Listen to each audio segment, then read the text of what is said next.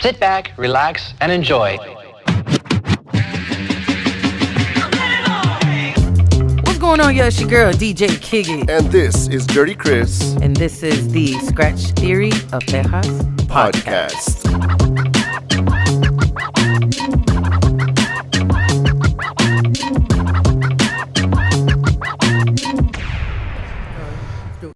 What is going on, y'all? It's your girl, DJ Kickit. And this is DirrtyXris. And you already know you are checking in with the Scratch Theory of Texas podcast. This is episode number 4, man. Hey, man, shout out to everybody that continues to listen to our episodes, supporting this podcast, man.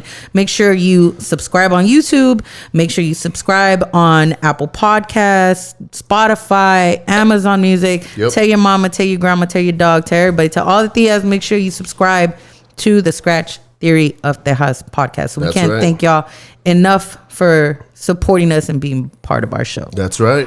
Oh, we got no applause. Hey. There we go. Did we hear it? I didn't hear it. Bueno anymore. I don't need to hear it. I just know it's there. I could hear it. Chris, how was your weekend, man? What's going on? Oh, man. What have you been up to? It was great. I just finished DJing with DJ RLE again. Okay. Shout out to RLE, man. Shout out to RLE. He's out there at a placeholder right now. Okay. But we were at Moonlight and we had a great crowd. It was amazing. Just nothing but badass fucking Latin music. Yeah. And of Latino course, gang. same thing, just partying it out, DJing and taking pictures. Yeah. I DJ'd with RLE not that long ago. I invited him to come spin with me and Bodicito. I put him to work. At Lulu's, right? Yes, unintentionally. Yeah. I had told him, like, hey, man, if you want to come through, drop a set. But all right, dope. And I had my former coworkers actually show up, and you know when coworkers just get together, you start talking about work drama. Of course. And that's exactly what happened in Pobrecito. He's in the back looking at me like, are you almost coming back? And I'm like, oh my God, and I can't believe they said that in an email. Was he on his computer or your computer? No, he was on his computer. He brought his stuff. Just following up on the Colombo stuff. Yes, yeah. I did not mean for him to take over. I know I didn't necessarily hire him. So shout out to RLE for holding it down while I was gossiping with my former coworkers. But man, shout out to him, man. But yeah, man, let's get right into it. So this week we're going to talk about a few topics that have been out there this week. In our minds. Yeah.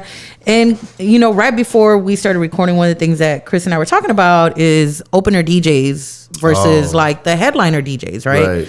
I've heard this in different podcasts, and everybody has their own opinion about what an opener DJ should do, what they should not do, what they need to be mindful in, and all that. And so tell me, Chris, like, what is your opinion on that? Or what was your experience like with something like that? So my opinion varies a little bit because it all depends. I think it all depends. Now, I think that if you have a big headliner DJ that has like exclusive stuff and he's known for that and you play it. Like a Jazzy Jeff, let's say. Maybe like for example, like Buck Rogers that has like his own music and things like that. Then maybe you probably shouldn't play a lot of the stuff that he's gonna play. I think, but if it's like a club, let's say down in 6th Street, and you're opening up for another DJ.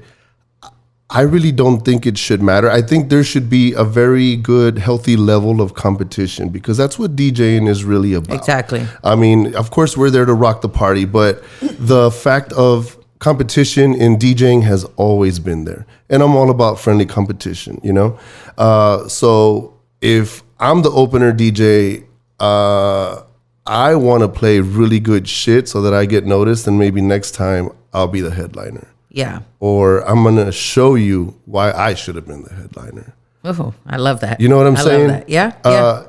In a good way. But now if you take offense to that, then that's probably your problem. Yeah. You know, but again, it just all depends.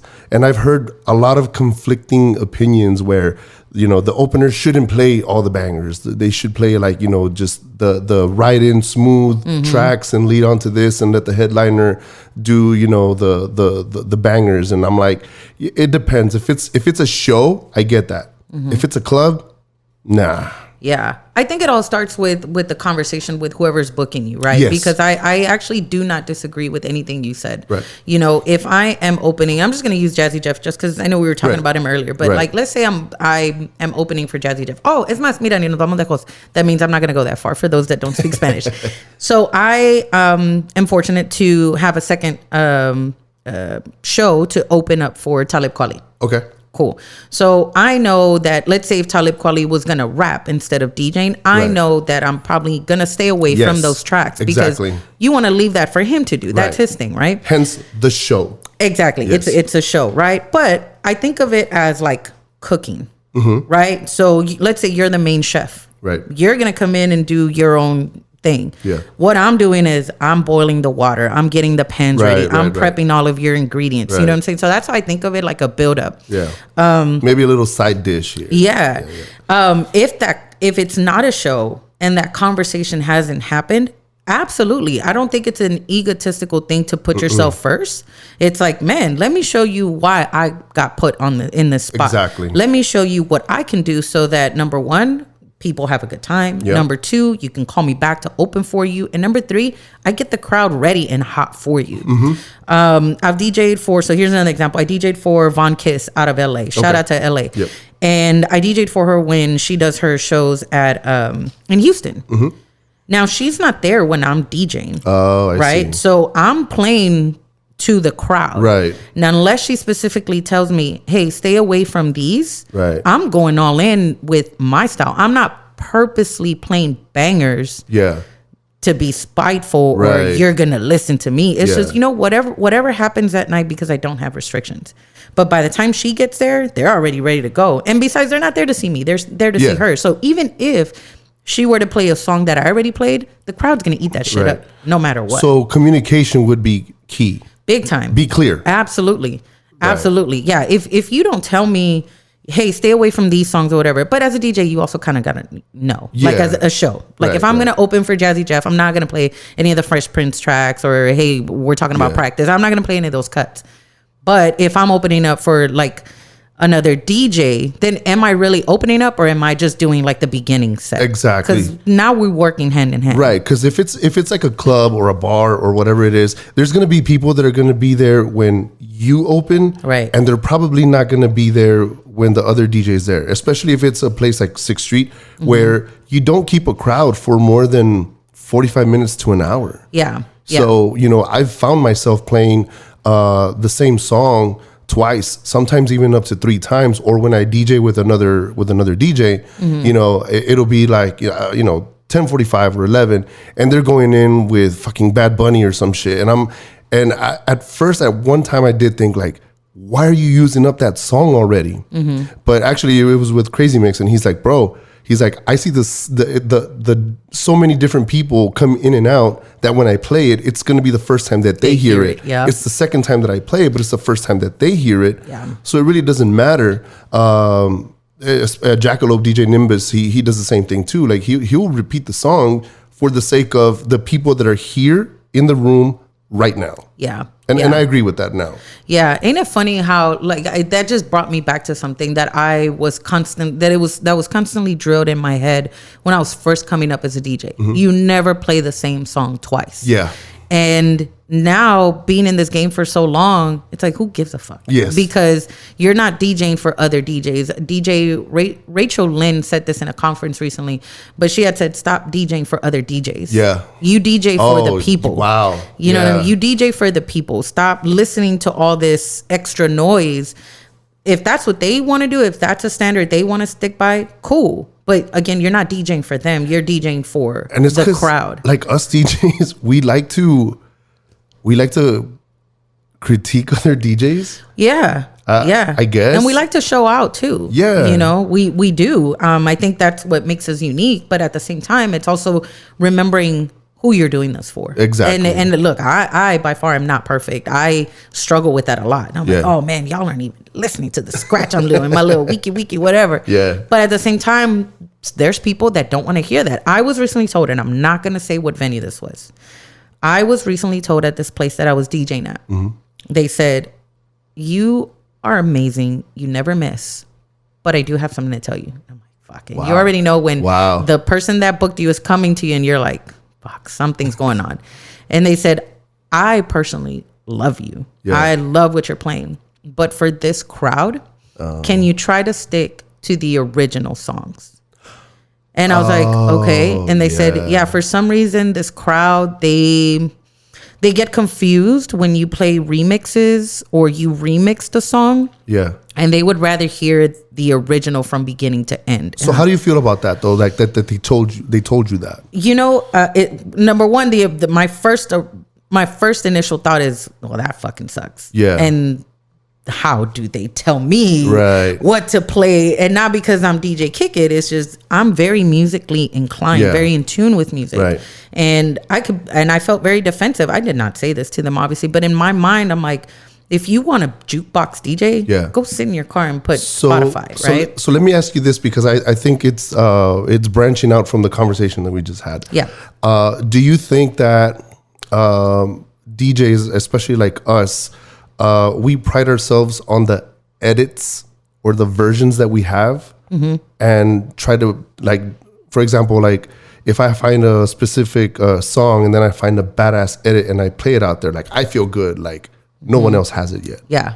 Do you feel the same way too? Absolutely. I make edits myself. Absolutely. I'm like, oh y'all, let me see how y'all feel about this, right? Yeah. But I think it's also taking a step back and putting your ego aside and testing the waters first. I know that some of my edits I would not be able to play at a wedding. I see. Even though to me, they're fucking bangers. So balance. There has to be a balance. Yeah. So you as a DJ, you cannot get away from remixing songs. You can never get away from playing remixes or edits, especially if they're your own and you feel like it fits the vibe. But at the same time, is being very intentional and carefully selecting songs. Right. Because there's some songs, if you think about it, it's like a very long, drawn out introduction, right? Or it's an a cappella. And I know that if I were to play it, it's going to kill the vibe. That happened one time with the song called Param by Kylie Minogue. It's a brand new song. It's like super hot. The original version, it's like, it sounds like, what is it called? Like synthesizer. It's a very long drawn out intro before we get into like the downbeat. Right. So for something like that, I would have to be mindful on how I could bring that in from the previous track to make sure there's still a beat. Yeah. Right. Or being creative of like, let me just bring it on the one. Right. Or say something. I don't know. You can be creative about it. So I think it's just taking a step back. Yes. Feel what you feel. I know I felt what I felt in that moment, but I asked more questions. Yeah. I'm like, okay, why do you think that is? I don't know. Maybe it's because it's an older crowd or something. And do you think this happens like all the time? Is it just today on this specific day? Do you think it's just during these hours and maybe later when people are drunk or they don't care? Right. Yeah, I think it's just right now, especially since we have an older crowd. Okay, cool. Yeah. Then you start digging in your bag. You start thinking, okay, well, if this is an older crowd, absolutely it makes sense. And let me go back to some classics, some 80s throwback, right? Maybe some 90s feel good type of stuff. Maybe some today's music, but that fits with sampling older stuff, things that people recognize. I could see that because, like I was telling you, we go crazy downloading all these edits from all these great producers like Mark Cutts, Fresco, all and these even dudes, some guys on SoundCloud, right? And All Day Ray, yourself, and everything, and we go crazy like, oh, I got this edit, but then there are people that kind of maybe want to hear the original one. I could definitely see that. I'm totally not against that. I probably would have been like, what the fuck?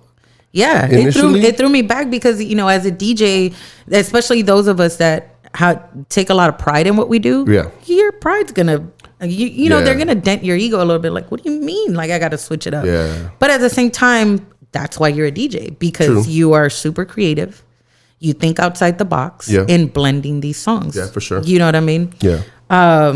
But yeah, man, I thought that was interesting. But going back to, opener DJs versus like the big time DJs, let us know what y'all think in the comments, man. Yeah. Send us a DM. Let us know what y'all think. But like I said, I personally, it's the communication for me. Yeah, If that's not said, then I think of it as free game. Yeah. And I'm prepping the closer or the headliner. Yeah. For the crowd. Yeah, because you know what? I'm very fortunate that the guys that I DJ with the most when I do back-to-backs, By the way, I prefer back to back over opening and closing. You vibe out so good because you work off of each other's, it keeps you on your toes. That too, big shout out going out to Ricky Rick and Laredo. He has this thing when he has a guest over. 956? 956. Look at this. Shout out to my boy DJ Kickit. I was like, how is it 965 or 956? Y'all don't kill me. 956, okay, 956. Shout out to y'all.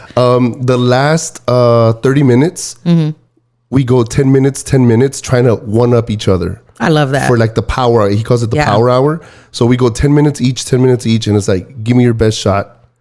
And then I'm going to try to outdo you in a friendly competition. And it worked out great. Yeah. So it was good. I think that's something that I might want to try with, other colleagues here. So I did that one time with the Super McNasty. So shout out to them. Hey, aren't you doing something tonight? I am. Yeah, we're doing an R&B, house, disco. It's gonna be such a good time tonight. But shout out to them. So they had invited me to play to another Sunday night. This was like 2 years ago, I think. And they did something I had never done before or heard of. And we went back to back every 15 minutes. I've done that. And that was my first time doing that. Really? And I was like, what, 15 minutes? Yeah. And they were like, yeah. Unless like you need to go to the restroom or somebody comes to see you, like that's cool. And I was like, okay, bro, like it made me really pull up my big girl pants and like, let's go and start digging. So I love that. I did that with All Day Ray.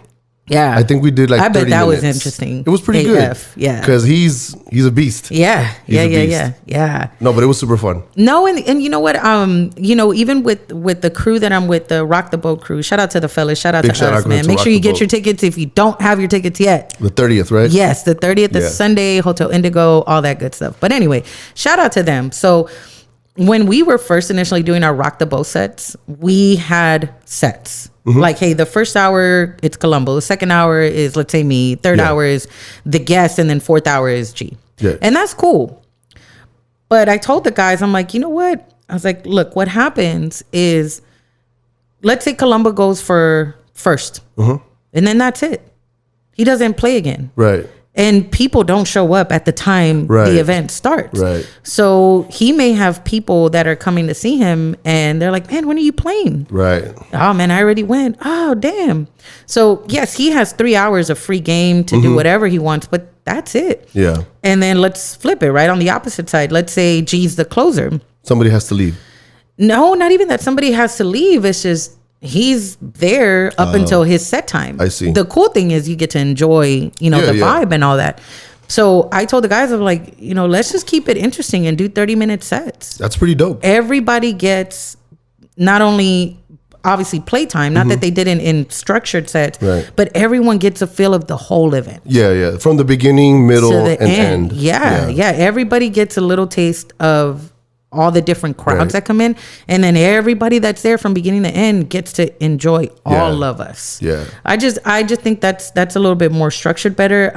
I know everybody's a little bit different. Some people want to be in the limelight, and some people are like, I'd rather open and deuce. And some people need to leave. Some people have other gigs to go to. So. I've had that before, where even I've been on like, yo, I'll open because I gotta go, or I'm not feeling it tonight or something. Or I want to enjoy the actual night as a patron, maybe. Yeah. Kind of involved with, something here, but I want to be out there and enjoy because the guys that I'm DJing with are fucking dope. Yeah. So I want to watch them. I want to learn from them. Yeah, for sure. To each his own. But yeah, I think just back to openers and headliners, I think it's just, I think it starts with communication. From who booked you. Agreed. You know what I mean? So let's talk about the elephant in the room, right? I don't even know. Maybe the elephant already left the room, I think, by today.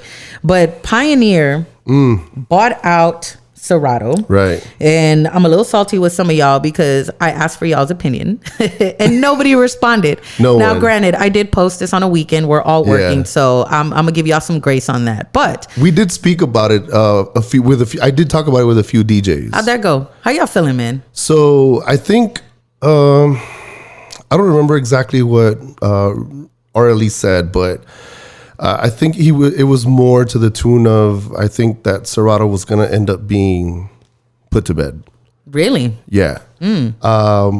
Do you watch Mojax's videos? Mojax? I watch him every now and then. Yeah. So he had not like religiously, but he had like an official statement from them saying that it appears like for the short term, nothing's going to change. Serato's still going to operate on their own, and Pioneer's still going to operate on their own. Mm-hmm. But he did think that in the long term, for example, like Rain and Newmark and Denon and all those brands, they're not going to want to have Serato on their hardware now because they're like a conflict. Yeah. Pioneer is Rain's competition and vice versa. Right. So now they're going to have to pay Rain to use their Serato that product. That makes sense. But I think Rain is now, they have the Engine OS, which is a platform for their standalone units, where kind of like the Pioneer one, you know, you've played with one, right? On Pioneer. When you went to ACL, I think. Oh, yes. Right. What was it? It's like a XDJ, something like that. It's like a huge. So Denon has their own on the Prime series, and it's called Engine OS, and they already have stems too. Okay. So it's not going to be long before they put it in a software in a laptop. And then Rain products and all that InMusic brand. I think InMusic brand is Rain, Newmark, Denon, Behringer. All those are InMusic. And the direct competition to Pioneer. Okay. So I wouldn't be surprised if they're gonna end up with their own software. I think they already incorporate virtual DJ, and now the virtual DJ that we have now is not the same virtual DJ that we had back in the beginning. Oh my God! It's actually really good. That now. was insane when I was first starting. So when I started, it was off of the iDJ Pro. So it just pulled music from my iTunes. Yeah. This is back in like 2012. And they, the mentor that I had at that time, he's like, hey, why don't you try virtual DJ? I think you'd be pretty good at it. And when I looked at that software, I was like, oh, this is too much. This is way too much stuff. Yeah. On a laptop for someone that was just getting started. Maybe now I could probably pick it up because I know just the first few things that I need. Yeah. But when I was just first starting, I was like, yeah, this is too much. So that was immediately, I was like, yeah, no, I'm not doing virtual DJ. And then there's also Reloop. Yeah. Which has a partnership with Algorithm. Oh, yeah. What's his name? DJ Angelo. He's like the ambassador for Algorithm and Reloop, I think. And he's DJing off of a cell phone. I have yet to see that video, and I know which one you're talking about. I think I need to pull it up. He's got one where he's DJing on a cell phone and he's DJing on an iPad.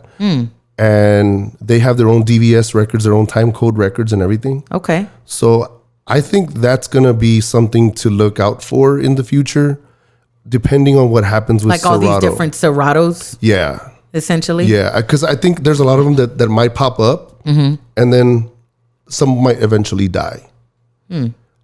Hopefully, my wish is that fucking Tractor does something to make us Tractor users happy. Maybe it was Tractor, but either way. Tractor is fucking amazing. Yeah. I've always said that Tractor is way superior when it comes to special effects, the sound and everything. I've always thought it's way superior to Serato, but Serato has definitely caught up a lot, and I think it's already surpassed it. But, you know, people don't know Tractor had stems before Serato did. Yeah, I didn't know that. Yeah. So my opinion is very simple. If you hear me, Serato Pioneer, I don't care which one of y'all. Listen. Please fucking add a search field in the crate column. That's all I ask.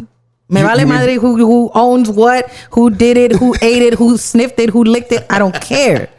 But do you know how hard it is sometimes to try and find a crate for someone that does multiple, very diverse events? So a search for the crate, not the song. Correct. Oh, I get you. Yeah, so we have a search field. You type in, I don't know, A Tribe Called Quest. Can I dig it? Cool. Right. Or can I kick it? Sorry, I said that wrong. Can I kick it? Cool. Boom. And it lists out all your results. Okay.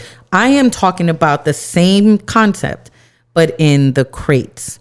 Yeah, I get you. So let's say, you must have a lot of crates. I have a shit ton of crates. Wow. And yes, okay, it is on me to organize my shit.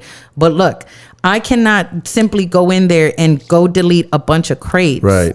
It's a useful tool. When my bookings are very diverse. I can go from a wedding to a bar to a brunch to a bar mitzvah to a rock the boat to this to a house event to this. You know what I'm saying? So my stuff is, I have a lot of different crates. Yeah. Let's just say that. So Bottom line. Yes. So if I'm DJing a brunch and I DJ'd an event and I'm like, what was that set that I did? Because that fits here. And I'm scrolling and scrolling and scrolling and scrolling and scrolling and scrolling. I'm never going to find it.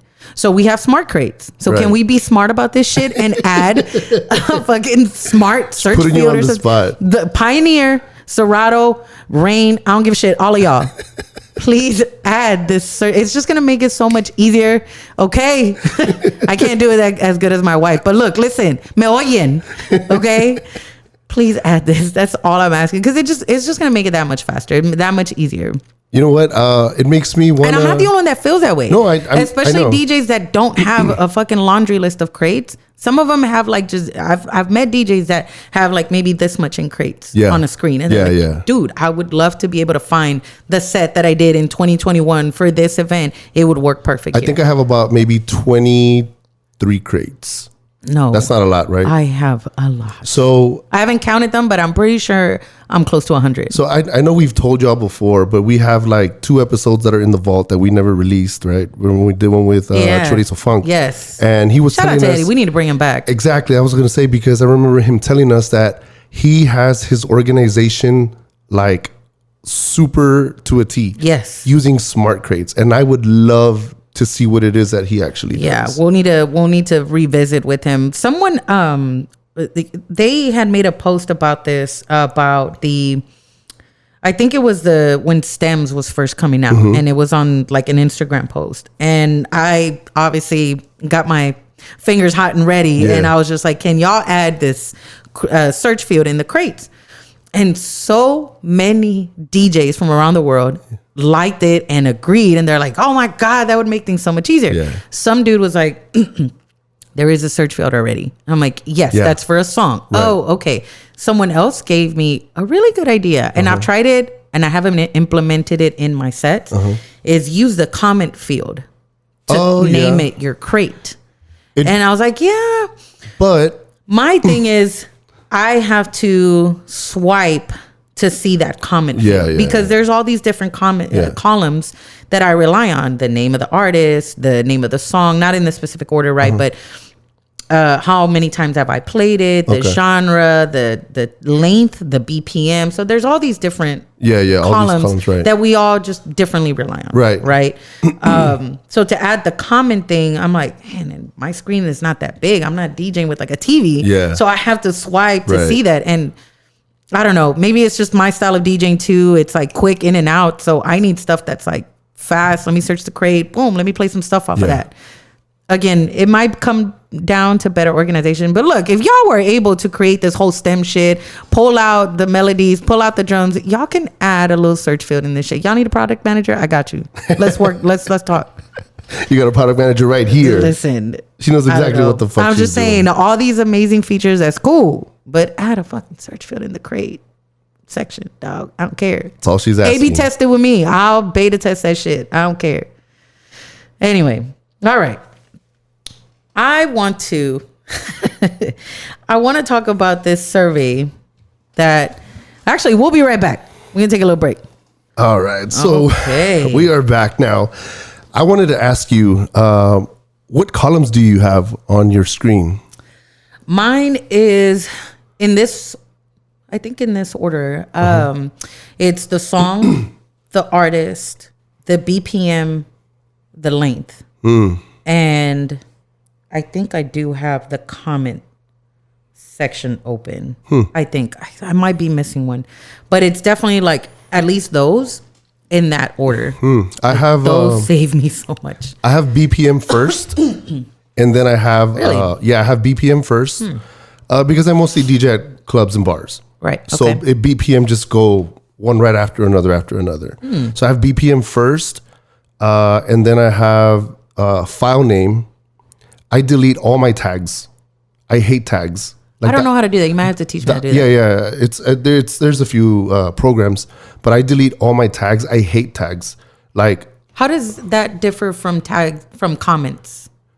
I think, is it embedded in the file? Yeah, it's metadata that's in there. Okay. But I delete all that shit. For example, like it'll have like the album, the year that the album came out. I delete all that stuff. Okay, you might have to show me how you did that. I just need to know the BPM and the file name, and that's really all I need. I did use in Tractor. They have like a rating from 1 through 5 stars, so you can do that too. I've used it a few times, but then I just kind of stopped. Okay. Just because, like if I'm playing at downtown and I'm at 90 BPM, more than likely the next song's just going to be way easier to mix in. And I can go to any crate that I have. For example, like I have one called Twerk That Ass, and I have like all the twerk shit, in there. And then I have another one, I call it Girls Hour. And that's like where I have, like Beyonce, Rihanna, and all that stuff. And I use that a lot for the brunches and shit like that. Yeah. But I can always go there and I can see the BPM. So it's just easy to go from one song to the next for me. And I know I could go like maybe either 5 BPMs up or 5 BPMs down. And just, so it just helps me a lot better. Yeah. So file name, what does that look like for you? Because I think of song name. File name is just exactly like the file, how you downloaded it and how it appears in your your Finder. Okay. Because I know like in Serato, if you have like album, artist, song, like it'll be in a different column. So the other one is just like, if it's file name, it's just all one. It'll be like Tupac - Ambitions as a Writer. That's it. Wow. Okay. Interesting. Yeah. Yeah. It's very interesting how each of us have our library different. Like I need to have a column of the artist and a column of the song. Yeah. Because sometimes when I'm DJing, I don't just go off of BPM. Right. Sometimes in my head, I'm like, you know what? I haven't played Tupac. Yeah. I haven't played any Janet Jackson. Yeah. Right. Whatever it is. Right. I'm like, I have not played this. Yeah. And so I purposely search or sorted by the artist, and I'm like, oh, okay, I haven't played Usher. Let me find Usher. You know what I'm saying? So I never heard of that way. Yeah, I think that stems from when I used to work at Graham Central Station. My God! They took me back. It's a corporate San Antonio, right? Are we talking about the same place? Well, there was one in San Antonio, one in Laredo, Corpus Christi, one in Pflugerville. Oh shit! I did not know that. It was a corporate club. You took me back. Yeah. A long time. It's a corporate club. You took me back to when Kickit used to stand on top of speakers at the club and dance. Oh, yes, I was a dancer. I would want to see that. It's gone. I would do the A-Town stomp. Oh, shit. Have like a little rag. Oh, I was wild. Me calme. You were doing North Carolina? Dude, I sure was. The A-Town stomp, like all of that. I lived crunk with a capital C. So when I used to DJ there, they had a format. You would have loved me. I would be like, let's fucking go, DJ. Yeah, you still do that shit. I do. Yeah, they had a format for us. They used to tell us to increase the next song by like 2 to 4 BPMs, and after who would tell you that? The corporate. Really? Because they knew that. They knew that level of shit. They thought, they had a department for that, and they thought that that's what worked. However, that might have worked somewhere like in Nashville, because I think they were based out of Nashville or some shit. But that shit didn't work in Laredo. It was completely different beast. However, we did have to follow that at some point, and they would increase by like 2 to 4 BPMs for like 6 or 7 songs, and then you had to bring it down, because their thought was that you get people hyped up and they're ready to go and dancing and everything, and then down so they could go to the bar and drink. Which I could see, I could see what they're talking about, but not for a whole bunch of Mexicans at the border. I personally do not see how that works. We don't fucking do that shit at the border. The more we drink, the more we dance. Even here. Yeah, for sure. Yeah. So no, it didn't work, but that still stayed with me, the whole BPM shit. So I really go by BPMs. I'll jump to different genres or different artists or whatever. Or I could do a certain artist for the next 3-4 songs if I want to, just play that artist. But it's just easier for me to mix by BPM and just go up and down a little bit. Yeah. And that brings me back to don't DJ for DJs, because that was something else I had heard also. Yeah. Stop DJing off of BPMs, DJ off of vibes. And it's like, okay, well, what the fuck does that mean? You know what I mean? Like if you're playing something at like 90 BPM, how do you go from there? I know you know how to go from there. How do you transition there to a song that's like 130? Right. without the basic echo out and then boonchies, boonchies, boonchies, right? Right. So, when you said that, it just took me back to like, oh, you shouldn't DJ off of BPM, you should DJ off of vibes. Okay. Yeah. What the fuck does that mean? No, I get it. So I have some survey results. This survey was done just recently. There is definitely a level of confidentiality, so I will not say where this survey lives. But as I was reading some of these responses, I couldn't help but really think like, you know what, we should talk about this on and it was about booking, is that correct? Yes. Okay. So this was a survey that was done pretty much gathering the public's opinion on their booking process with DJs. Okay. And DJs, we have some work to do. Really? I think so. I think that if you really want to turn this into career or build your career, I think we have to have some standards. If you don't care and if you're a bedroom DJ, cool. That's fine. This may not be for you. But if you're trying to grow your business and build relationships, I think these answers are very interesting. Okay. So one of the questions was, you know, what kind of challenges do people face when booking a DJ?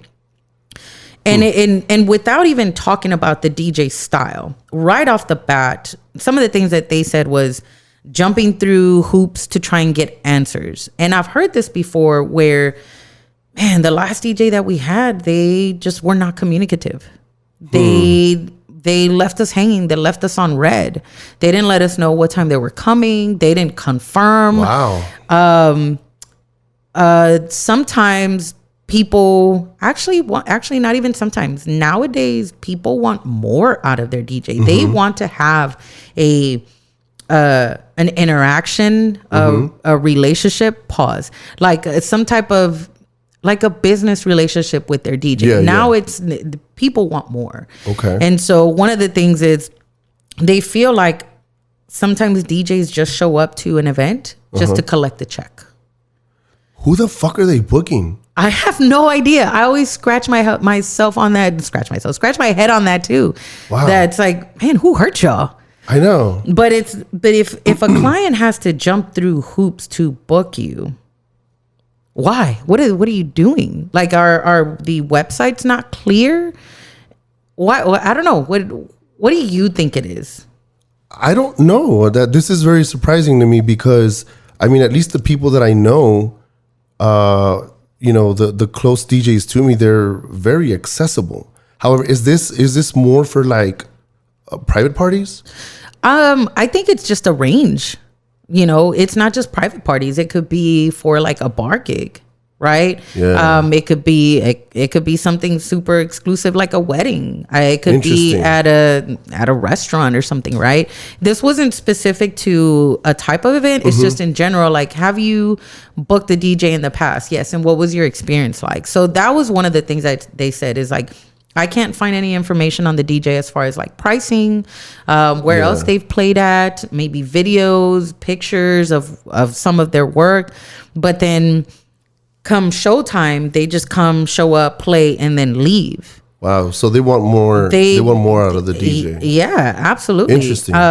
You know, one thing that I don't know about you, Chris, but like I try to make it a point to talk to everybody that's involved in the event. Okay. So whether it's a bar person, a bar back, it's a photographer, it's an event organizer, man, how you doing? How you feeling? Whatever. I've told guys before, like, nada te cuesta to say, hey, you know what? I'm done setting up. Do y'all need some help with anything? Yeah. If they say yes, cool. To your limits, cool. Let me help you bring it down. You might learn something too. Exactly.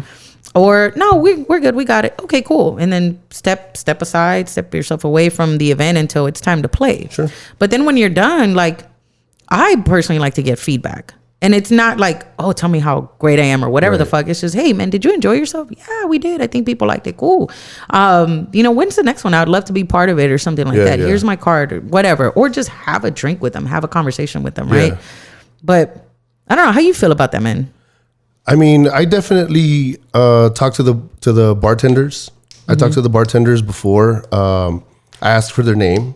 Specifically, like yesterday, they had a beer tub girl in the back of the club, essentially. And I went to go ask her for her name. Like, hey, what's your name? She told me her name. And throughout the night, I'm like, yo, the bar's fucking packed. And I'm like, y'all come see this girl over here. She's got shots of this and that. Take care of her and all this stuff. And then at the end of the night, I'm like, hey, how did it go? Because it's like advertising for her, for her stand, for her beer tub stand.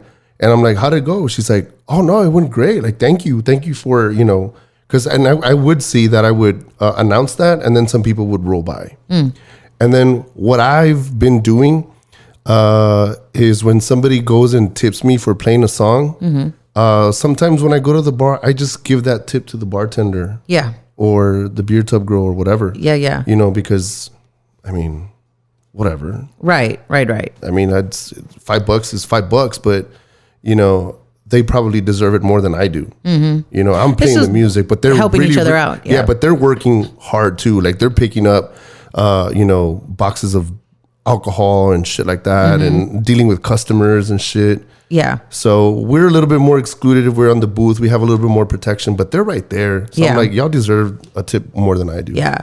So something you said, right? Like you go up to them and the floor is packed. Yeah. So how do you feel about when the floor is not packed? I guess it depends on time. Okay. And the reason why I say that is because one of the things that was mentioned in some of these comments is, sometimes they had high hopes for the DJ. And the dance floor is empty. Yeah. And there's still, I came here, I played, I collect my check and I'm out. So they're not working the crowd. Correct. Right. And for me, like when that happens, because it's happened sometimes, like some people don't want to dance. Some people are too shy to dance. Yeah. Sometimes it's out of my control. Yeah. And sometimes it is within my control. Right. And so one of the things that I do is that's when I step aside from the booth. And I'm like, hey, let me go talk to somebody. Let me go talk to somebody at the bar. Let me go talk. First and foremost, let me actually talk to the person that booked me. Yeah. Hey, what's going on with your crowd? Maybe not in those exact words, but pretty much normal? Like, hey, what's going on? Like, I noticed nobody's dancing, and I'm kind of playing a lot of top 40 stuff, or a lot of what you asked me for, whatever it is. Yeah. Is this normal? Yeah, it just takes them a while to drink, whatever. Okay, cool. Yeah, that's just really how they are. They just really want background music. Right. Great. Okay. Or hey, you know what? The crowd, you're playing great, but the crowd really likes this kind of music. Awesome. Cool. Yeah. Then let's do it. Let's switch it up. And if that's still not working, I have no problem getting the mic and asking for requests. Let me hear what you want to play. Yeah. Let me play what you want to hear. I said that backwards. Right. But I just can't fathom how sometimes, you get hired to work. You come, you do your job, you collect your check, and you're out. And there's just no human interaction. And I think that's what people are voicing is like, what the hell? Well, I mean, you're the DJ. You're probably one of the most important figures in that room or in that space, aside from the bartenders and stuff, right? Security. But, there's no DJ, there's no music. Right. And the DJ kind of curates the music and sets the mood and everything. So, no, definitely, I 100% agree with you. But you know what? I've never really thought about that. Like actually forming relationships while you're DJing, or like on a break, if you're DJing back to back, like go, maybe even, you're making me want to like even talk to the actual patrons, like the customers. Sometimes it just depends. That one though, I am very careful about. Yeah. Because I don't know, maybe I've been scarred before, but I try to be careful when talking to the clients unless it's a business opportunity. That is not to say that I don't want to talk to anybody unless you're paying me. That is not what I'm saying. What I am saying is sometimes you have to, I think you just have to be careful, because if you get too buddy with them, then that you feed a stray cat, they keep coming back. Yeah, for sure. They're the ones that are like, play this, play this, play that. But I personally don't have a problem with talking to the person that booked me. It's like, hey, is this normal? Right. Are more people coming? Do you think it's because they're not drunk or what? And it goes back to what we first talked about is communication. Tell me about your event. What do I expect? How is your guest? What do you guys like to dance to? Or am I just getting hired just as background music? Then I already know, don't expect anybody to dance. One thing that stuck to me from the episode that we had with RLE, So y'all need to go check that one out. If the wedding DJ, yes, where he's like, if you want this party to be lit, I need you guys to be there, because if you're not there, your family, your crowd's not gonna follow you. Like, I need you to be lit too. Right. Yeah. Right. Yeah, like yeah, they're yeah, gonna follow you. Yeah. So I think that goes with communication, where it's like, if you booked me because you saw my videos, how lit my weddings are, it's because the couple is there getting fucking lit. Yeah. And everyone's gonna get lit with you. The couple. Yep. Right. So that stuck with me a lot, actually. One thing that I'm also working on personally through therapy and a lot of stuff is expectations. We as DJs expect everybody to dance. And you learn by doing this for so long that not everybody is going to dance. Right. What you see on social media, what you see sometimes in these DJs' websites is either what Arlie was saying, like, hey, it's both of us working together to make this super fun. You're getting lit, I'm playing all the lit songs, cool.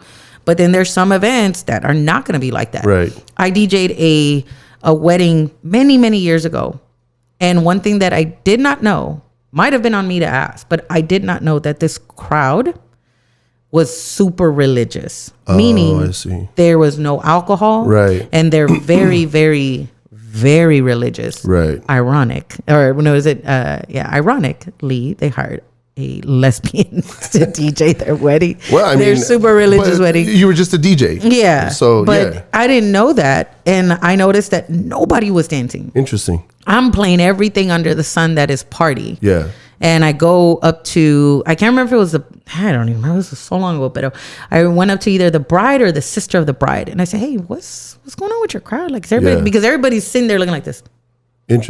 Oh, and this was in San Antonio. I hate DJing weddings in San Antonio, but that's another story. And I'm like, yo, is everybody okay? Oh, yeah, they're great. Everybody loves you. I'm like, pues no se ve. Everybody's just like, wow. Like, entertain me, gesture. And I'm like, dun, dun, dun. Like, come on, give me something. And at the end of the night, they told me, they said, you know what? We forgot to tell you nobody drinks. I'm like, oh, okay. They're all very religious. This was on a Saturday night. And they're like, so they're not trying to get talked about in church the next day. I'm like, shit. So, God damn it. Yeah. No pun intended. Cha. Where's the little cha? There it is. So, yo. There we go. There it is. Yeah, we probably tapped it a bunch of times. The other thing too, and I maybe we could close it off with this topic, but going back to people, your clients, the crowd, they want more out of the DJ. Mm-hmm. There is also this expectation that the DJ is not only part of the event, but there's an expectation for you to promote it and bring people in. You know what? I've talked to a few DJs in particular that are very anti-promoting. They're like, I am not promoting shit. That is your job. Yeah. And I don't want to do that. That is not my thing. Unless you're paying me extra to promote, then I'm not promoting it. Yeah. And hey, everybody's boundaries are different. Yeah. So before I give my 2 cents, what do you think about that? So I think it's your job to promote and it's your job to bring people to. Yes and no. And the reason I say that, I know Boy Genius has a lot to say about that stuff because he likes to do a lot of his own marketing. Mm-hmm. He's very straightforward with the people that book him. He hires his own artist. What do you call it? The graphic artist? So, right. For example, like if he's gonna get booked, let's just say at Malavida, mm-hmm. and then if he's gonna be playing there, then he's the one that needs to do his own flyer. Mm-hmm. So I don't know how. I guess would that be some of like I'm promoting myself? I guess. So you're promoting the event on your social media? Well, not only that, but like he wants the visual, like the visuals. Like let's just say he doesn't like you create the flyer, right? Let's just say he doesn't like Malavida's fonts. He's just gonna make his own. Mm-hmm. So I don't know. That's one way. That's I'm not saying I agree or disagree. I'm just saying that there's other things that people do. Like him, he wants to do the flyers. Mm-hmm. The flyer needs to be him, and he's like, this is my vibe, and if the flyer is going to be about me, then it should be my vibe, my brand. Mm-hmm. The venue's the venue, but it's my brand. And then I could see a conflicting situation with the venue where it's like, yeah, but it's my venue and this is our vibe. So I can see how it could be conflicting. Me personally, I don't feel like I should bring in people, but I think I should promote myself. Just myself. If I'm playing at Moonlight, I'm going to promote myself at Moonlight. Moonlight's going to be tagged. Moonlight logo's going to be there. But if Moonlight says, you need to promote this shit so that we can have more people come in, then they probably need to pay me for me to do that. Yeah. But I'm going to promote myself. And of course, the club's going to be promoted too. And I think it should be vice versa, where it's like, yo, come to Moonlight. We're going to have, it's always a Latin party, but let's just say we're going to have a double Latin party. Then not just one, but two Latinos. Right, we're gonna have two Latin parties at the same time. But I'm gonna be tagged in their flyer, and then that's just co-promotion. I think it should be co-promotion. But if they're gonna put the responsibility on you, to make that party happen and pop in, and if it doesn't happen, it was your fault, then I need to get paid. I need to get paid because I do know people that actually work as promoters to help promote that shit, Big shout out going out to DJ Potato. He has helped me with promotion for the first scratch sessions that we had. Okay. I hired him and Laura, and they did a lot of promotion for me. They would just flood people's Instagrams. They would tag people. They would send them through their DMs, and they did all that work. And I hired them, and I paid them for that. Yeah. And I think it actually paid off. But somebody got paid because the job was assigned. And I think that's what it is. If the job is assigned, then the job needs to get paid. Yeah. But for me, I'm always going to promote myself. Wherever it is that I'm playing, I'm always going to promote myself. Yeah, I'm definitely with you there. I could see both sides of the coin, right? Where it's like, man, you're making me do all this extra work and you're not paying me extra for it. And then when people don't show up, all of a sudden, my fault. Yeah. It's my fault. Right. Yeah, that irks the fuck out of me. Yeah, for right? sure. But at the same time, I think it just depends too on what is your goal as a DJ, right? So you said you want to promote yourself being out there. I look at my Instagram as kind of like my resume. Yeah. To showcase like I've DJ'd here. Portfolio. I've DJ'd with this person. I DJ'd at this event. I was in this city or I was here or whatever. Right. So I try to look at it as an opportunity to, promote myself. Yeah. And I think you also have to work hand in hand with whoever's booking you to say, hey, I have, like for myself, right? I have a folder of promotional pics for people to use. And that's only my promo pics. Right. Because the last thing I want is for you to scroll through my Instagram, screenshot a picture that was not my best or whatever. Your electronic press kit. Exactly. Yeah. Yes. Thank you. Yeah. And so I give them that. So I try to think of it ahead of time. It's like, okay, well, are there going to be graphics? Are there going to be flyers? Yes, there is. Great. Let me send you my promo pack. Right. Here you go for you to choose from. If they say, no, we're not really going to promote this event, it's just more for this or whatever, but you're more than welcome to do it, then that's on me if I want to. Yeah. And depending on the event, I will or won't. I've done private events where I'm like, this is what I'm doing. Like when I DJ'd for Nat Geo and Disney. Oh, I posted that out there because I want people to know, resume. Like, hey, I did this. Right. Same thing for Southwest Airlines. It was a private event, but I still posted that I DJ'd for them. Yeah, because you do corporate events, and that just shows the high corporate companies that you've done stuff for. Yeah. And again, it's not for DJs. Right. It's for people that could potentially book me to say, man, she's done branding events. She's done weddings. She's done bars. She's done blah, blah, blah. Right. If it's my own party, I know that it's on me to promote it, but it doesn't hurt to ask the venue or the place, like, hey, can we cross promote it?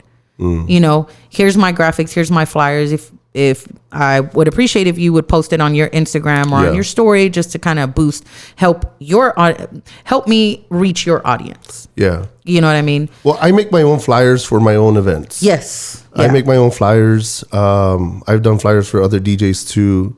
But I just typically do my own. I don't think I've ever had that situation with a club where they're like, hey, give us your stuff so that we can make a flyer for you.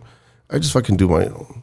Yeah. Yeah. Sometimes I've seen some pretty rough graphics, but you roll with it. Pictures. Yeah, man, it's just interesting. Everybody's perspective on this. I think you just have to look within yourself. Now I'm all getting off therapeutic, right? But I think you have to look at what your goals are. Like, what do you want your Instagram?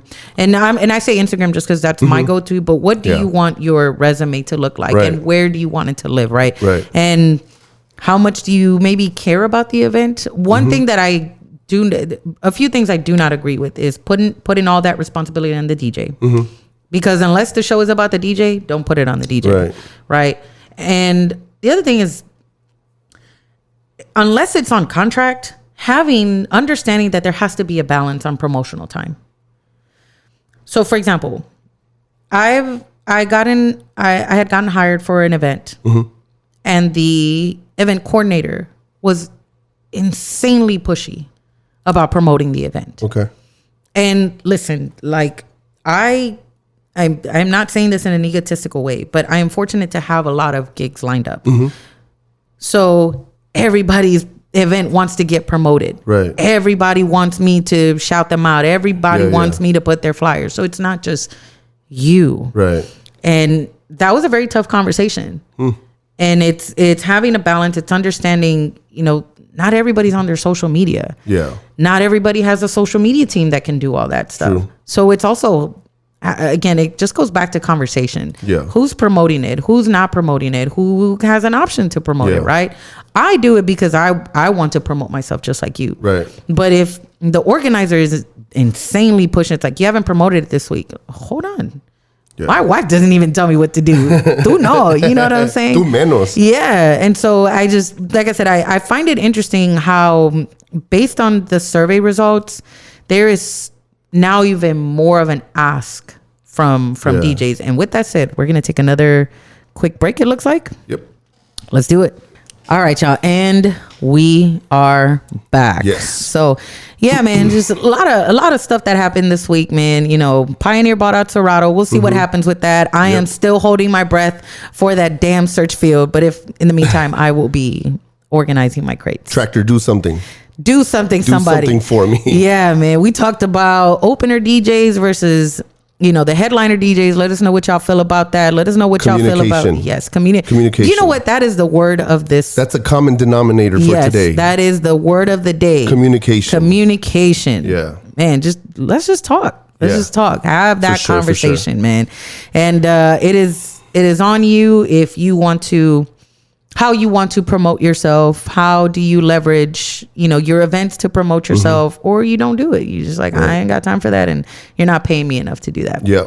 So with that said, we're going to close out this episode, but without church announcements. Now, let's not close it out without church announcements. That's what I meant to say. So Chris, what you got going on, man? We are right in the middle of July at the time of this recording. So what you got going on, man? Let's see.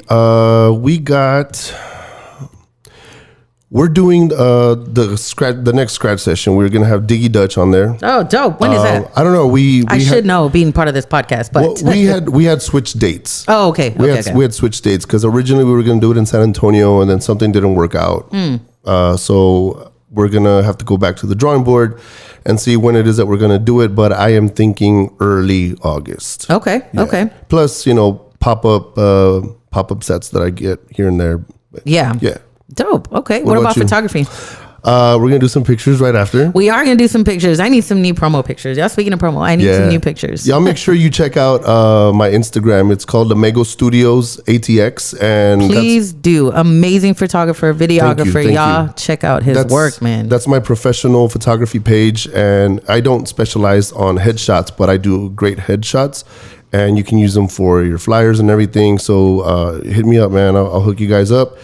And that's pretty much what I got. What about you? I know you're doing something tonight with Love Theory. Yes. Yeah. So shout out to DJ Super McNasty. They have invited me out to play at their Sunday event called Love Theory, and it's really Coconut. It is at My Oh My Bar, which is like okay. right there between 4th and 5th Street. Okay. East Side. Oh, okay. Yeah, I think it's like by Native. But it's super cool. Like this is where we really get to dig deep in the crates, play some house, some deep cuts, B-side R&B music. You know, just like a nice little Sunday wind down. That's a good crowd though, because that crowd's educated. They know what they're going for. Yes, so I love that. So excited to dig into the crates. It's not the phone shit. Right? Yes, no, God, no. If y'all come to me, fuck you guys, seriously. If y'all come to me and ask me for some peso pluma at an R&B event, I swear I'm throwing my laptop at you. But I better not hear a fucking peso pluma mashup with an R&B beat either, dude. You know what? I like peso pluma, but I don't want to hear mashups with him. Not my thing, but you know, respect to that guy, man. Respect to what he's doing for the culture. I respect him from one Mexican to another. I always love to see us win. Just some music is just not for me, and that's okay. I think 10 years ago I would have hated him. Really? Yeah, because there's a lot of resistance with DJs that I know. I don't know why. I could see why. I could feel that. Like I probably would have thought that same way like 10 years ago. Yeah. But now I'm just more like, fuck it. Yeah, He's doing his thing. I'll play his stuff when it calls for it. If I'm at La Vida, claro. Yeah, if I'm at a Latin event, for sure, yeah. But if I am playing no Latin music at an event that is not a Latin event, do not ask for that. Like, me caga. This is like, again, a whole nother Bad Bunny thing. You make us hate that artist. Yes. And people have said, you don't like me, you hate Bad Bunny. I don't hate Bad Bunny. I actually like his music. Yeah. Y'all are making me hate his ass because y'all keep coming with this trash. Yeah, because if I play it and it's on the fucking radio, I'm going to turn it the fuck off because I already played it I don't know how many times. Yes. I know. I get it. Good God. Yes. So, but anywho, yeah. So tonight at the time of this recording, I will be at my Oh My Bar. Make sure you get your tickets for the Rock the Boat party. Do you understand how many times I get asked the day of and they're sold out? Hey, can I get a ticket? Can I pay at the door? Like, why do you wait? Now, look, I get it. If it's a budgeting thing, whatever, I understand. But please don't make that mistake of trying to show up, trying to get in. You're not going to get in. We're checking tickets at the door. It is such a fun time, y'all. Yeah. Nothing but R&B music. We throw in a little bit of hip hop. We make it fun. We do giveaways. We do trivia. Everybody's at the pool. We're going to have a photo op opportunities. Like, it is such a vibe. And if you don't know what that looks like, go to my Instagram, DJ Kickit 17, or go to Rock the Boat ATX Instagram. It's also on my IG. Check out the vibes. Come through. Pull up. You need to put a Klarna checkout. Checkout. For the tickets. Klarna. So I got put onto Klarna, which I know what Klarna is, but like how? How, Sway? Because they could pay with Klarna. Like if it's a budgeting issue. Oh. You know what I'm saying? Like whatever the ticket is. The last thing I want is for someone to come to me, be like, hey man, can you spot me on this one again? Like, I'm not doing that shit. No, son. Get them Klarna so they can fucking pay it in payments. Lord, yeah, seriously. You know, we might do it. Let's do a Rock the Boat credit card or some shit. You're gonna start your own bank and shit. Word, yo, y'all ain't gonna see me. I'm gonna have like a bunch of rings and shit, driving a fucking Tesla. No, God, no.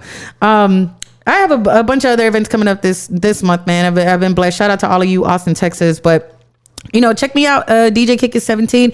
Tell your friends to tell a friends. Make sure you follow this podcast. Subscribe. Yes, please do, because it's the only way we can continue, to be motivated to do these episodes. We're trying to obviously get some sponsorships so we could do more with this episode. So sponsors, if y'all are listening, Pioneer Serato, I forgive you that you still do not have a search field in the crate. But put it, motherfucker. But come sponsor us. I'm just kidding. But yeah, if you know a friend, man, let them know about our podcast. Make sure you follow us on Instagram. Follow Chris, follow me, follow all of us, follow your mama. We love y'all. Follow instructions. And yes, follow instructions. Communication is the key, man. We love y'all. Peace. And we out.